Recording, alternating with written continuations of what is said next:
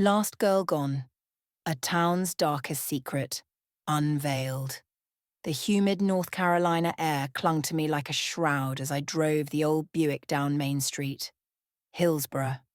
The town I'd sworn to leave behind was now my only refuge.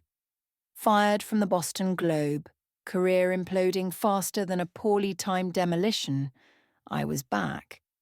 A job at the Hillsborough Gazette awaited, churning out obituaries and local bake sale announcements. Not exactly front-page material, but it was a paycheck. The Gazette office felt smaller than I remembered. The scent of old paper and stale coffee a familiar, unwelcome comfort. My editor, a gruff man named Mr. Abernathy, greeted me with a weary sigh. "Glad to have you, Laura. Just try not to stir up too much trouble." Trouble? That was practically my middle name. The first few weeks were a blur of town council meetings and kitten-stuck-in-tree stories. Mind-numbing. I needed a spark, something to reignite the fire that had once made me one of Boston's top investigative reporters. Then the call came in. A missing girl. The details were sparse, chilling. Sarah Jenkins, a sweet-faced teenager, hadn't returned home from school. The whole town held its breath.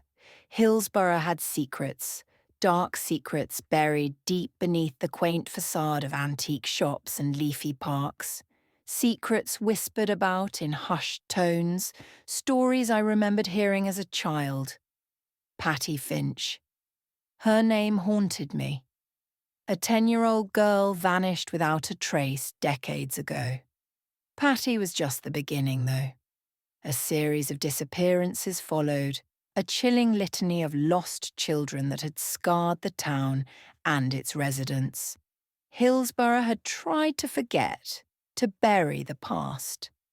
But the past, it seemed, wasn't finished with Hillsborough. When Sarah's body was found, the air in the town grew thick with fear. She was discovered near the Eno River, meticulously clean, dressed in clothes that looked disturbingly innocent. It was a macabre tableau, a deliberate staging that sent a shiver down my spine. This wasn't a random act. This was something calculated. Abernathy was reluctant to let me near the story. "Stick to the bake sales, Laura. This isn't your kind of thing anymore." But I couldn't ignore it. This was my chance, my one last shot at redemption. The story burrowed under my skin, demanding to be told. I started digging, poring over old police reports, interviewing long-time residents, feeling the weight of years of unspoken dread. Sheriff Brody, a man weathered by time and tragedy, was surprisingly open to my questions, though his eyes held a guarded look, a hint of knowing far too much. Even my own family, my estranged mother and brother who still resided in the old Victorian house overlooking the town square, seemed to recoil at my renewed interest in Hillsborough's dark history.